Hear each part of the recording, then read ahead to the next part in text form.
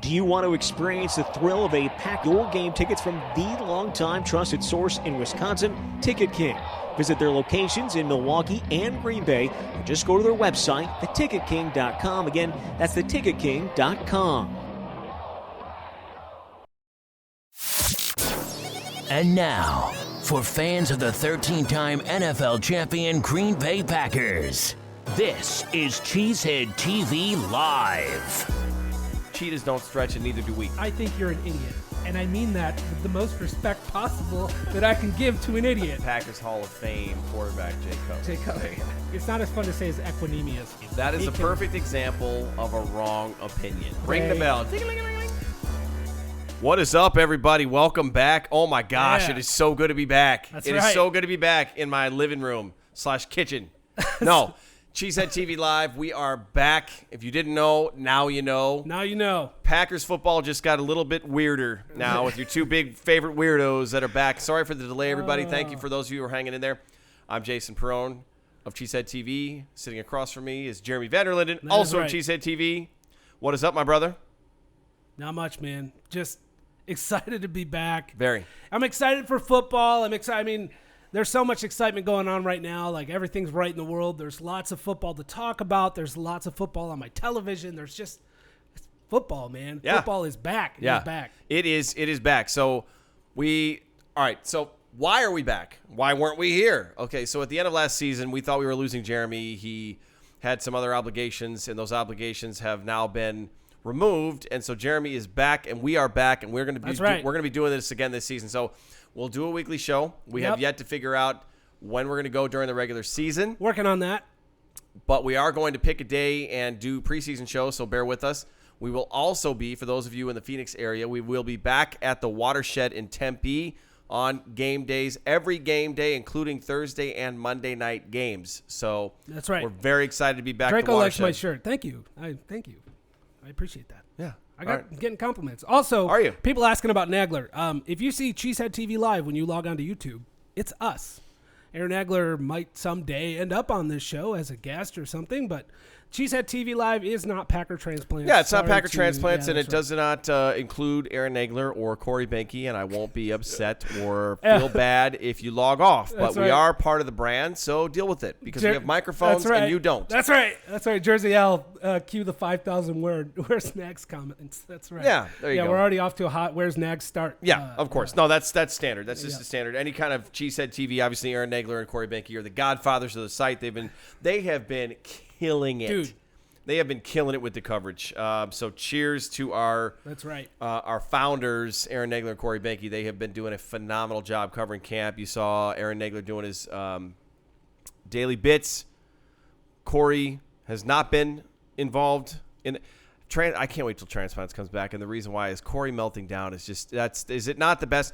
Those of you in the chat, please back me up here. Corey I know everyone loves Nagler's insights, but is it not at least more than 50% of the reason that you come for the Corey Benke meltdowns? It's gotta be. It's a big part of it. Like, Corey Benke can have a meltdown and they can clip just that and put it on the internet, and I'll watch it over and over and over again. A Corey Benke meltdown is one of my favorite things that ever existed. We're known to have some meltdowns on this show. We've had a few. I think it's going to be a little while before we have any meltdowns here. Well, wow, the chat. I'm looking at the chat right now, and we've got very mixed results and mixed reactions to us being here. So we better start talking some Packers football so we can gain an audience. We should. You're right. All right, listen. Give us at least 10 minutes. That's right. If you're not satisfied, you will get no money back, and you will not get any time back in your life. It will have been a wasted 10-minute experience. But I'm asking you to do this for me, a complete stranger. Hey, for those of you who haven't met me, do it for Vince, man. Do it. Vince is right there. Do it for Vince. Do it for Vince. Okay, so I've got my Aaron Says Relax T-shirt on. I got this back in 2014 when he actually said that.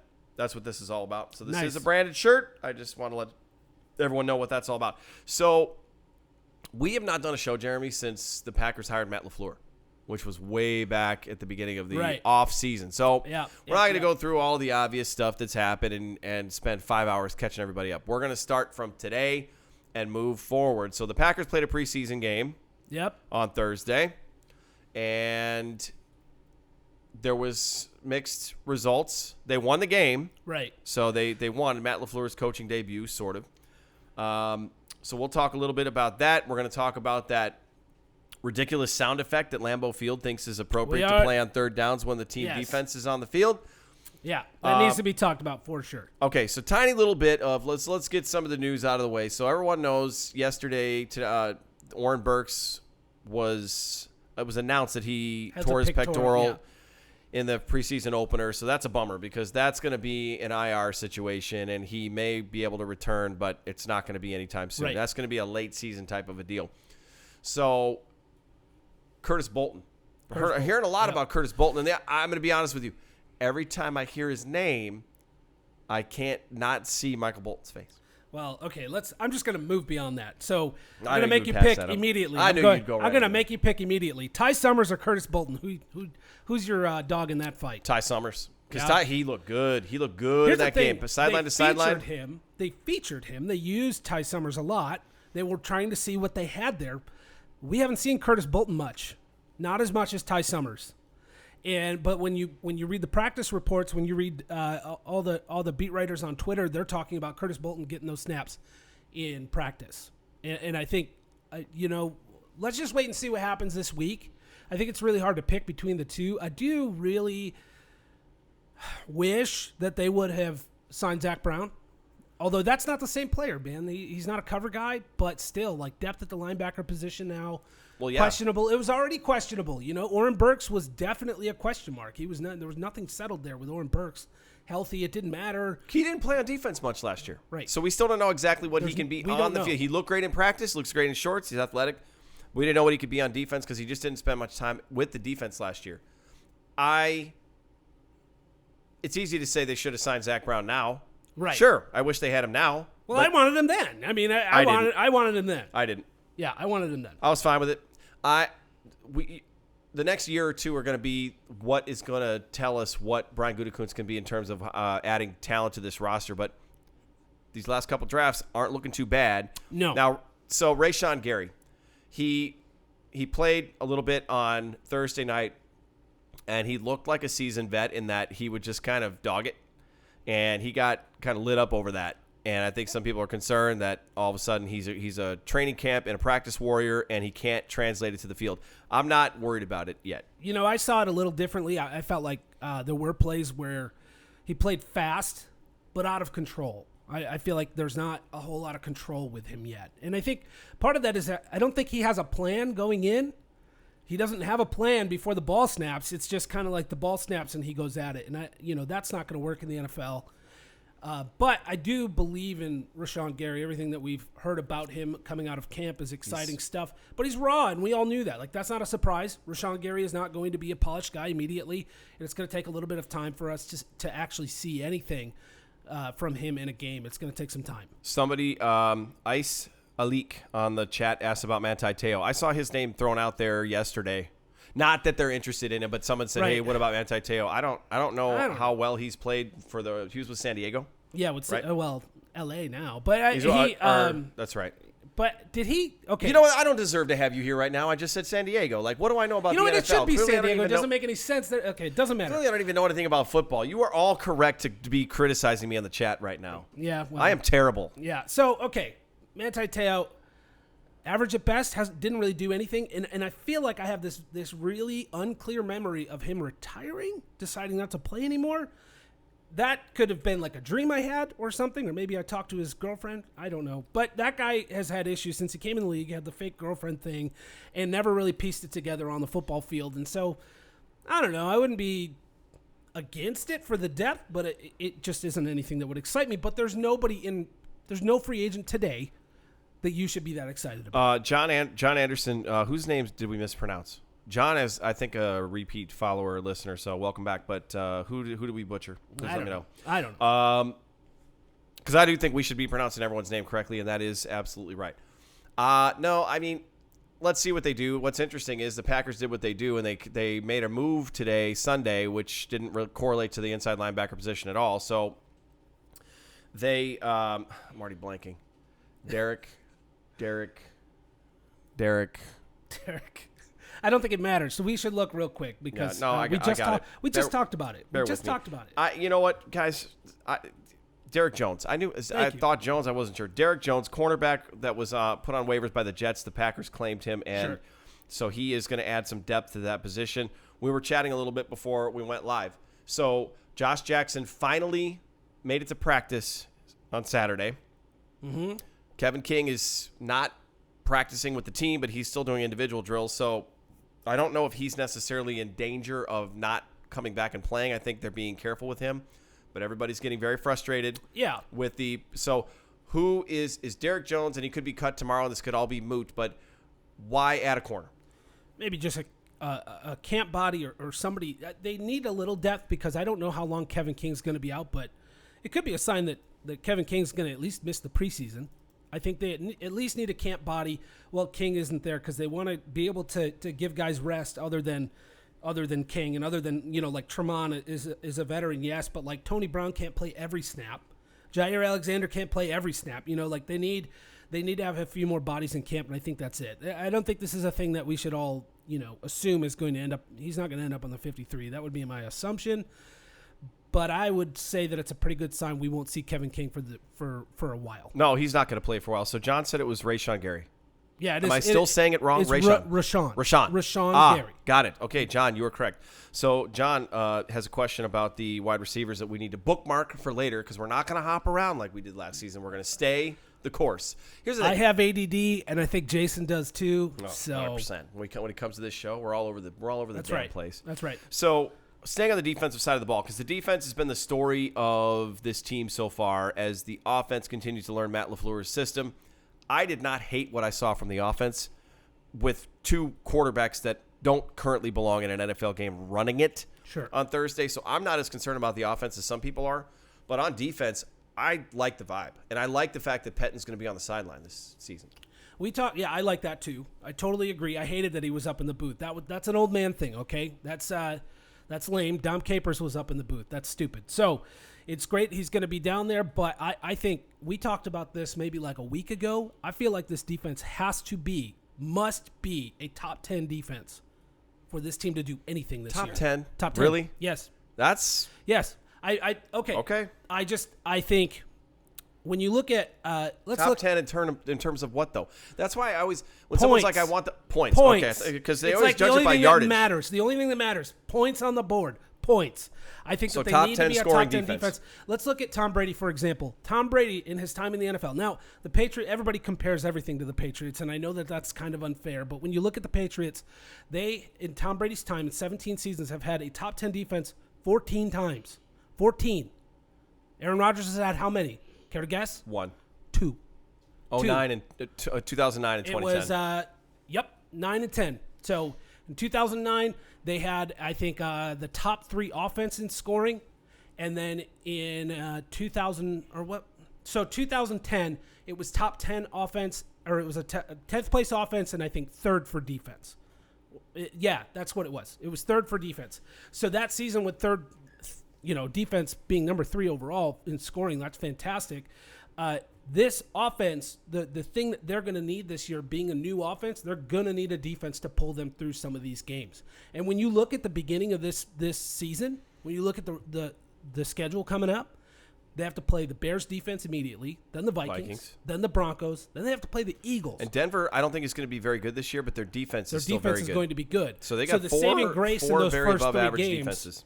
The saving grace in those first 3 games is the quarterbacks they're playing against. Right? Mitch Trubisky, the defense should be able to handle that, right? Kirk Cousins, do you believe in Kirk Cousins? You think Kirk Cousins is going to be a big difference maker this year? I believe that Kirk Cousins is a turd. I think he's average quarterback at best. Okay, that's very kind. Maybe slightly above average. I don't believe in Kirk Cousins. So then Kirk Cousins, and then in week 3, Joe Flacco. So the saving grace for them in those first 3 weeks is the quarterbacks they have to play against. Then when they play the Eagles, they're going to need a balanced attack. And luckily, that's week 4. They have 4 weeks. They'll have their first 3 weeks to get their crap together on offense and start getting things organized and rolling. But they're going to need the defense to come out swinging immediately in those first few games to give the offense good field position. They're going to need some turnovers. I think they will. So the defense needs to hit it big quick because the offense is going to need a little bit of time to get rolling. All right, some of the comments. All right, listen, fair criticism that the third down defense looked like garbage, and I gave it a lame call on my Big Game Balls lame calls. Sure. Second, third team defense. And you got Joe Webb running circles around the defense. but really you're going to base the Texans offense wasn't even an NFL offense. It was Joe Webb running around. I don't care. It was disappointing and yes, frustrating, but those aren't your starters. Yeah. If Blake Martinez and Zadarius Smith are in the game, Joe Webb doesn't leave the pocket. Yeah, 16 starters. 16 preferred starters did not play in this football game. So I'm not real concerned about those things right now, and I don't think anybody should be. And the preseason generally really means nothing. The season that the Lions went 0-16, they were 4-0 in the preseason. Yeah. So let's not get too tied up on how things look right now, but I think that the vibe is really good, and the things you're hearing from practice is really good stuff. And I think practice is the most important thing. We're talking about practice. We're talking about practice. The news on Zadarius Smith. Not a game. How Zadarius Smith looks in practice? Practice. Fantastic stuff. I'm excited about Zadarius Smith. I can't wait to see him play, and I can't wait to see him week 1 against the Bears chasing down Mitch Trubisky. I'm really excited about what this defense has, and I think Rayshawn Gary will make a difference for this defense this season. It might take a little time, but he's going to. Yeah, the other thing about Gary is that he isn't going to have to be the man. Even in 2009, when Clay Matthews came in as a rookie, they needed him.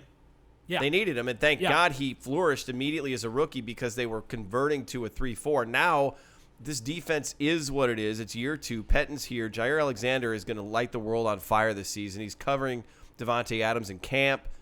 He's taking those reps at corner. Jackson's back. Kevin King, they've got Kadar Holman made a nice play. Now it was a bad throw. Mm-hmm. That was a poorly thrown ball. But here's the thing. If you make a play, you still made a play. Right. That catch and strip fumble. Yeah. Those, I think the key to the defense this year, too, is I'm getting that turnover vibe, and I love it. So Kadar Holman is another one. Even though he was in the right place at the right time with a bad throw, Kadar Holman is having a good camp, too. And that's really exciting with that corner group. The way that it already stands without Kadar Holman, it was already a group to be excited about. And Kadar Holman, I think, can be a nice depth guy that can actually come in and make some plays this year. And they have not had depth at corner in a long time the way that it looks right now. Yeah. The way that it looks right now. I mean, the way that it sits at this moment without Kevin King, you're talking Josh Jackson's like what, your 4? Well, here's the thing. 4th corner? Here's the thing. This is me from one old man to another, from me to another old man, and I say that in a football sense. I don't want Tramon Williams. Mm-hmm. I don't want him to be the breaking glass in case of emergency. Like, I don't even think he should be that. He's still a solid player, but sure. I don't want them to get to week 1 and say, "Oh, King isn't ready. Jackson's hasn't gotten enough practice. He's not ready. We got to throw Tramon out there," and then it's Tramon, Jair, and well, who would you rather have right now? Who would you rather have on the field right now between Josh Jackson and Tramon Williams? Honestly, yeah, right now. It's a wash. Tramon. I want Tramon. Everyone's going to say that, and no one's going to agree with me, but I'm telling you right now it's a wash because Tramon, when an athlete drops off, it happens fast.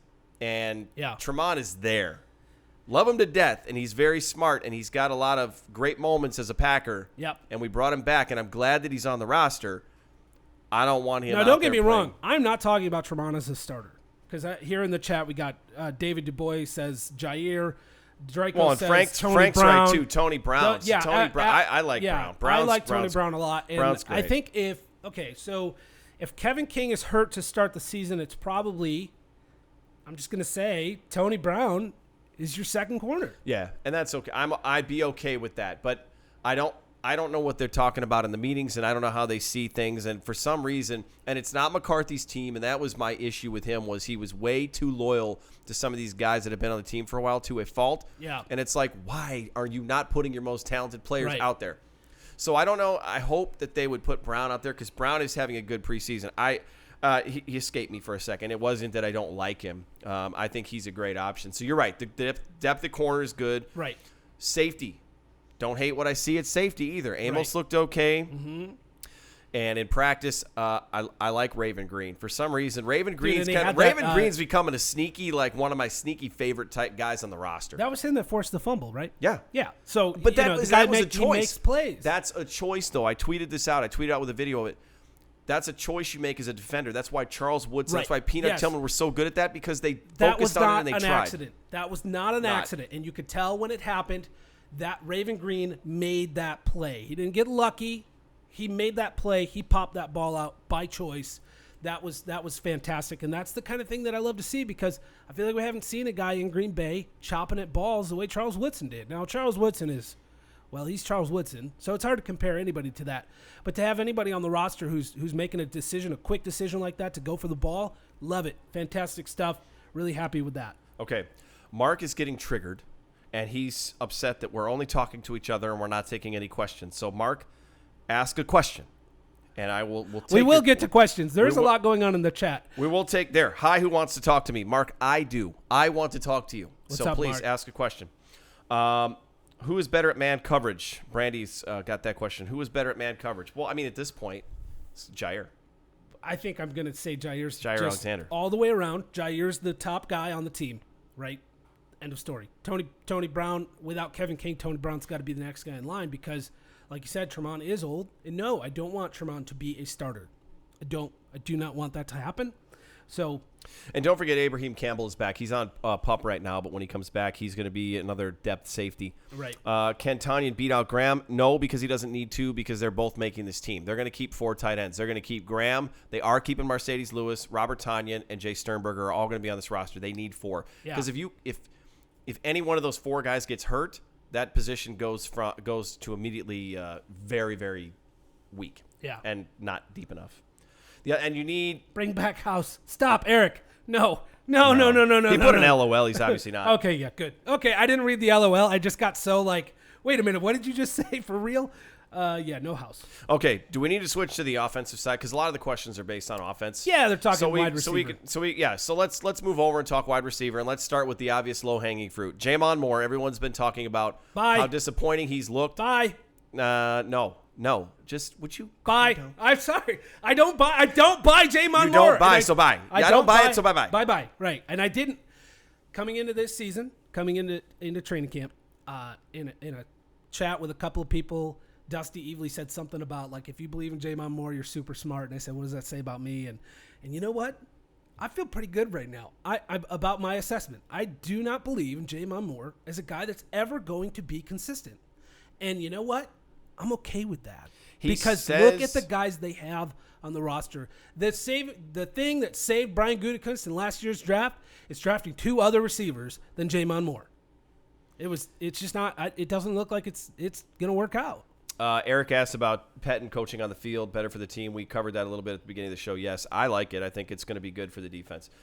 Back to wide receiver. So Jamon dropped a couple of balls. He dropped one in the end zone. If you get your hands on the ball, you got to catch it. He didn't. He caught a touchdown, then he spiked the ball and pouted and ran off the field. He says the right things in terms of knowing that it's in his head, and it's very mental with him. Just remember, guys and girls, and then please, I'd like to ask the Packers verse out there, when I bring up or when we bring up a former player's name, it doesn't necessarily mean we're comparing player A to player B. Okay, so direct comparison. Exactly. So I'm just going to remind you that in the last 10 years, receivers that the Packers needed to be patient with and being patient paid off: Jordy Nelson, James Jones, and Davante Adams. All 3 of those started out kind of slowly. Jordy wasn't great out of the gate. He had problems catching the ball, and he had fumble issues even as late as 2010, and he breaks out later in the season. James Jones, dropsies all over the place, finally gets it together in 2010, right? And we all know about Davante Adams in 2015. He got that ankle injury at the beginning of the year. He didn't play well his second season. Everybody wanted him gone. One dipwad wanted Jeff Janis to take over Davante Adams' spot on the roster. I'm serious. That was his Twitter handle. Unbelievable. It's you got to have some patience. Now, I'm not saying Jamon Moore is those guys and that you need to have as much patience with him as you do with those guys, but you're at least a 4th-round pick. He was the first receiver taken last year. He is surviving the entire preseason. If he gets cut, he gets cut. You do not need to be patient for Jamon Moore.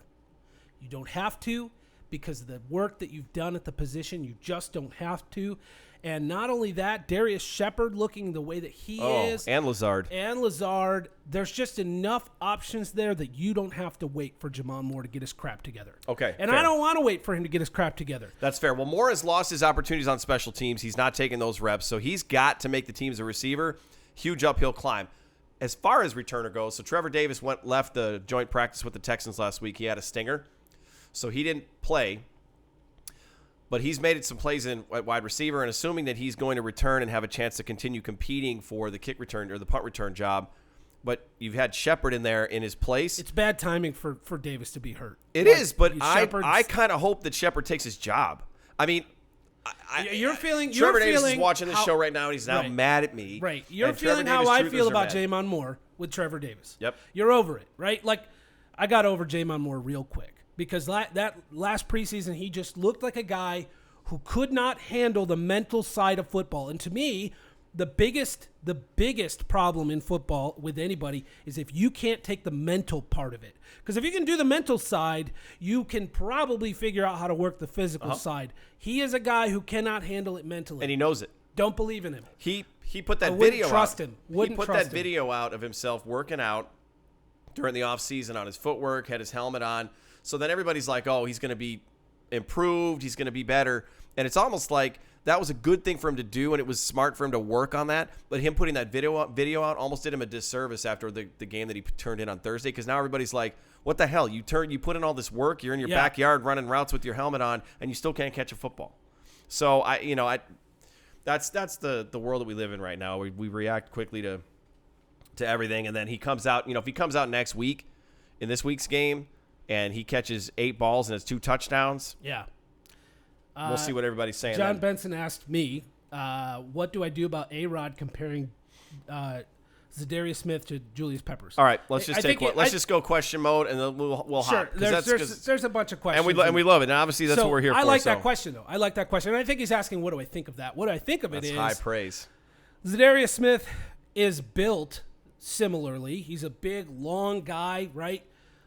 As an outside linebacker, a little oversized, right? He's 270 something. He's over 270. He's big. Everybody who's covered camp has made the comment that he is a big human. He's a big dude, right? Yeah. Everybody felt that way about Julius Peppers too. However, I don't know that Zadarius has Julius Peppers level talent, but Julius Peppers level talent's really rare. So if he's even close, I'm happy. That's great. That's fantastic. If he's close enough to be able to say the two names together, that's awesome. However, it is training camp, and guys tend to puff each other up and say nice things to their teammates.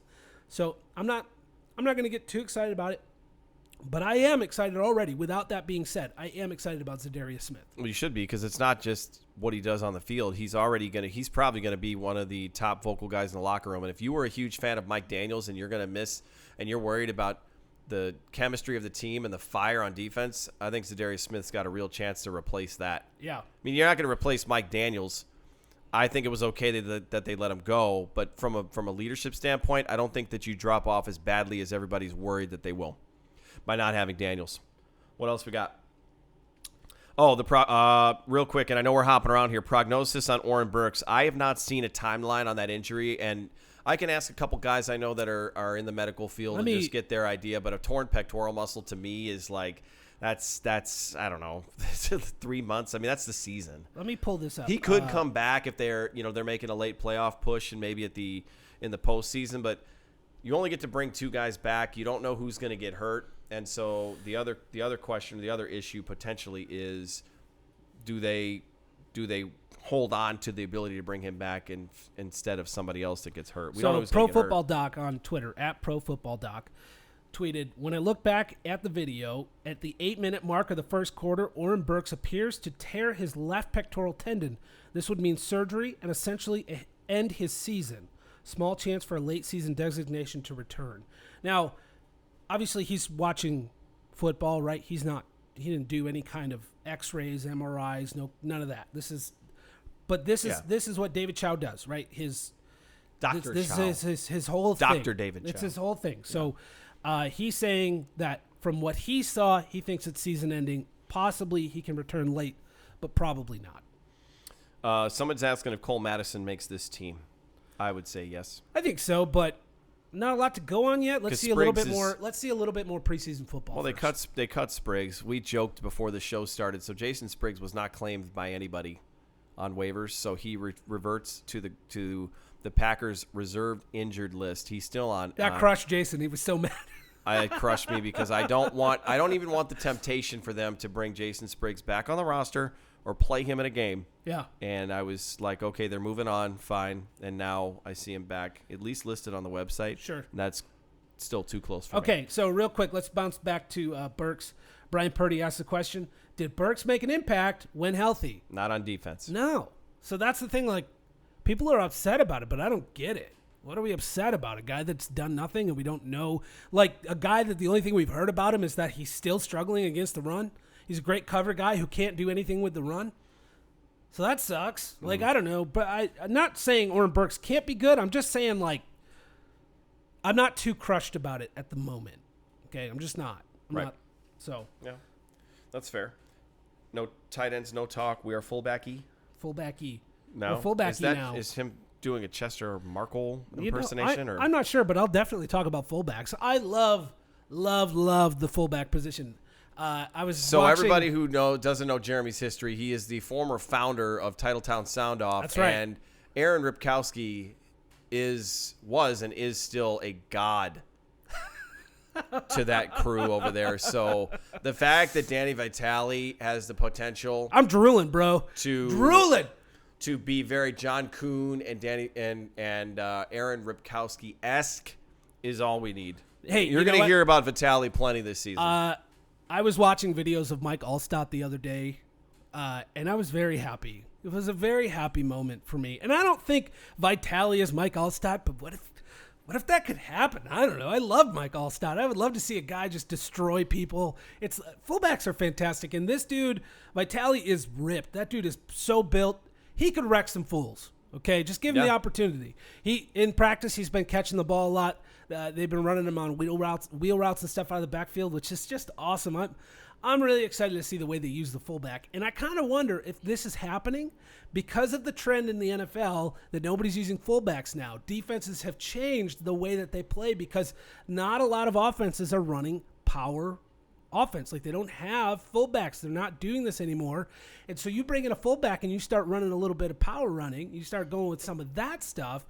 And now you got defenses that don't play their base defense for a majority of the time. They don't have a second linebacker who can come in and defend because that's just not the way NFL teams are built anymore. And I'm kind of wondering if this is just part of the trend starting to work back the other direction because LaFleur's offense uses the fullback. He uses the fullback, and he was open and had actually some pretty good looks in the game. All right, we've had some requests to talk about the tight end group. I don't really have much to say about the tight end group because Jimmy Graham hasn't shown me a thing. Right.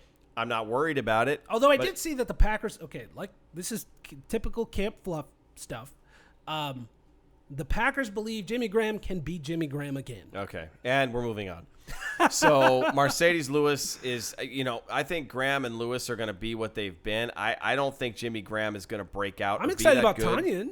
Tanyan will be fine. I think Tanyan will be fine. I don't think that Sternberger is if you want the tight end to be key in this offense, Sternberger's going to have to be really good as a rookie.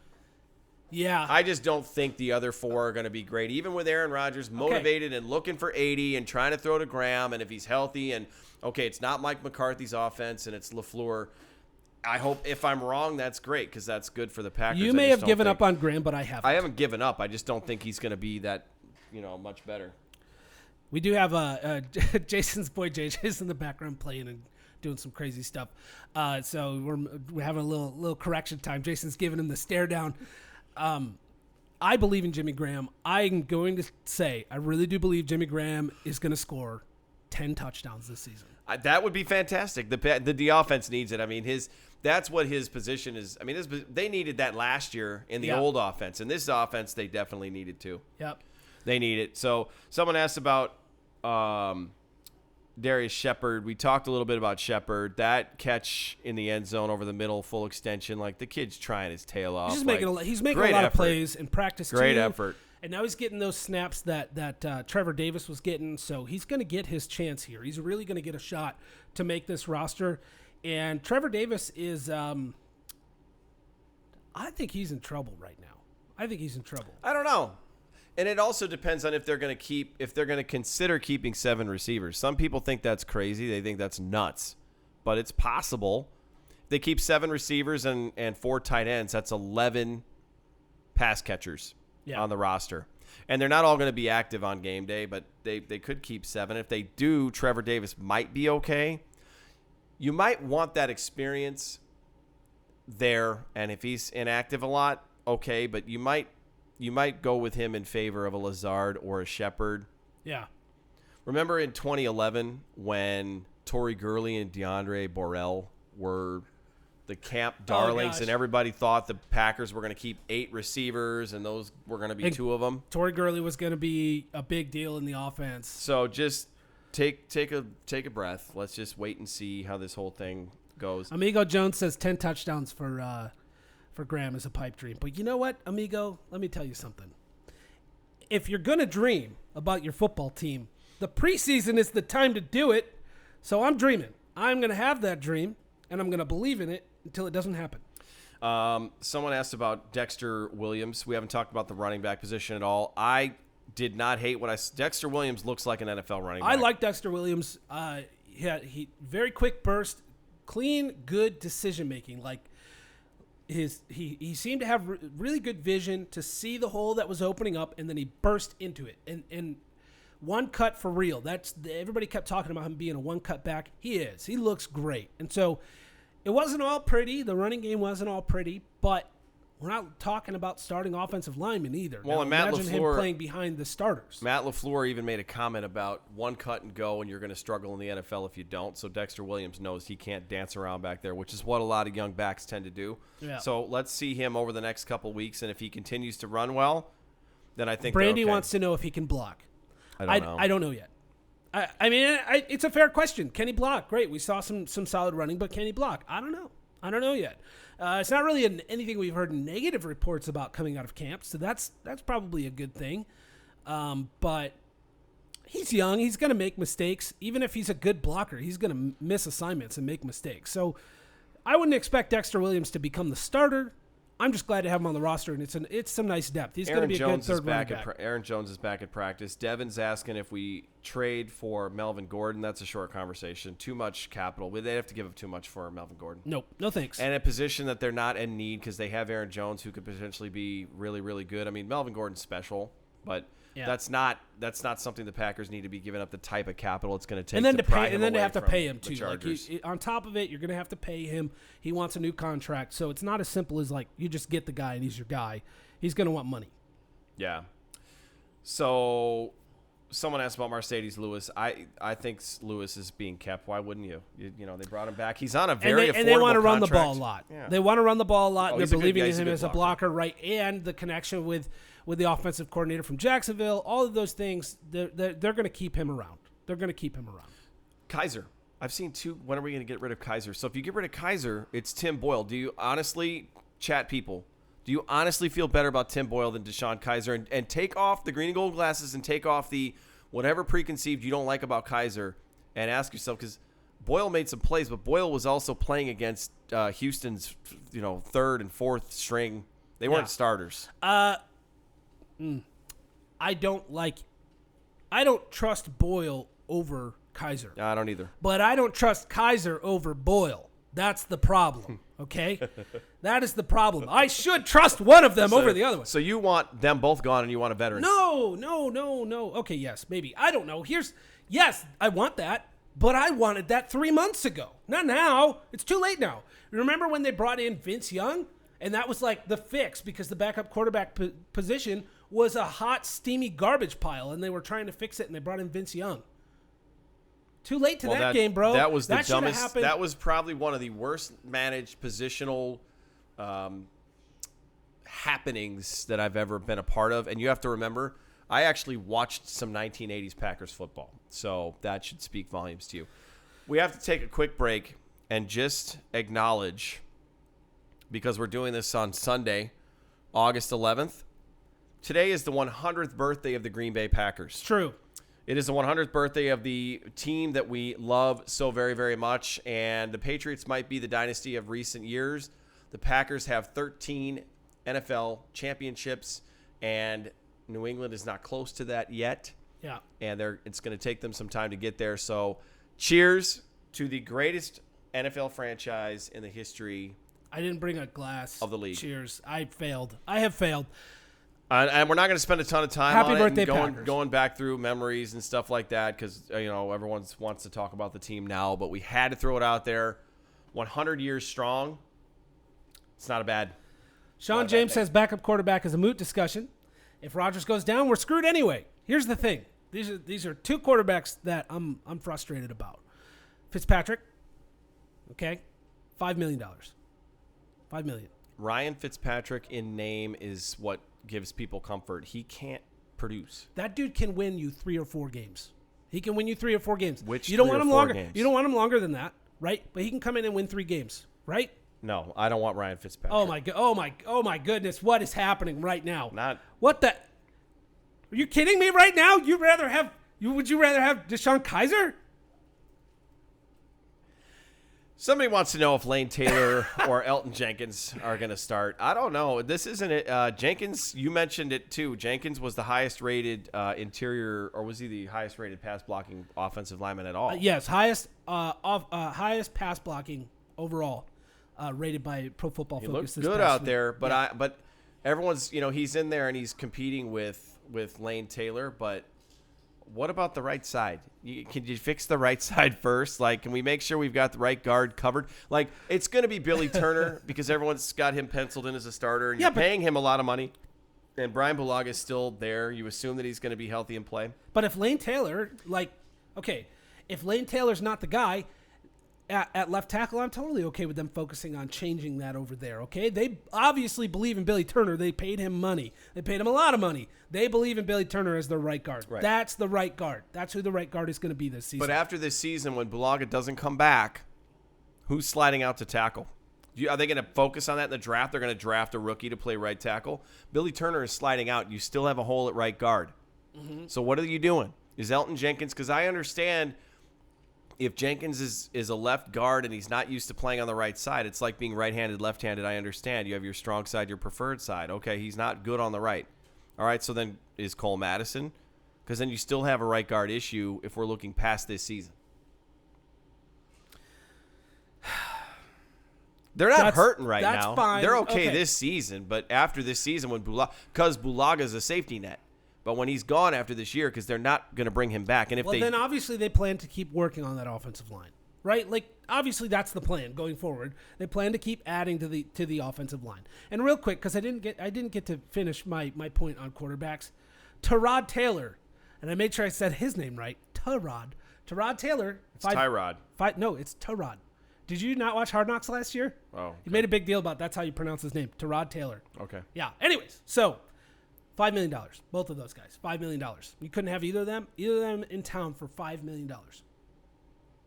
And you tell me, are you more comfortable with Kaiser over both of those guys? Nope. No. That's my problem. It's not that I think those guys are going to come in and win a Super Bowl. I'm just so tired of the Fitzpatrick. Okay. It's more of a media thing, an attention thing than anything. I just bumped into the microphone. I have no spatial awareness. Let's move on. I'm sorry I went back to quarterbacks. No, it's all right. No, that's okay. Yeah. I mean, when you say move on, like I'm literally just kind of looking in the chat and kind of trying to appease our audience here, which is growing, and we appreciate everybody who's checked in and been a part of it. So thank you. That's right. Thank you so much. Thanks for being a part of it. So do you even think there's a chance? Because I don't want to, special teams, specialists are people too. Uh-huh. Is there any reason for us to talk about Sam Ficken at all? It's Crosby. I hope it's Crosby. No, it's Crosby. End of story. It is freaking Crosby, and it was never, ever, ever not going to be Mason Crosby. That wasn't going to happen. Now, the only way that they're going to change kickers is if they bring a guy in who got cut. That's it. It's not Sam Ficken. Right. Okay. Nope. Done. Yeah.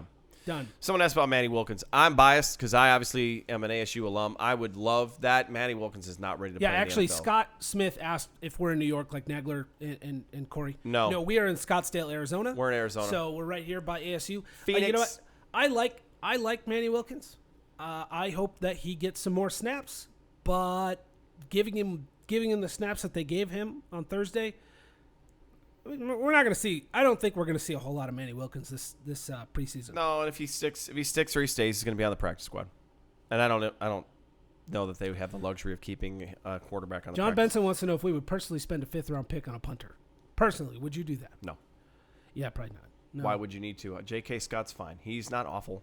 I think he's talking. They did that last year. Oh, they did that last year. Well, I think that's his question. That's what he's saying. I wouldn't. Would you make that choice? No. Probably not. Because I don't think anybody else in the league would have either. But the 5th, okay, once you get past the 4th round, once you get past round 4, then anything else is a maybe.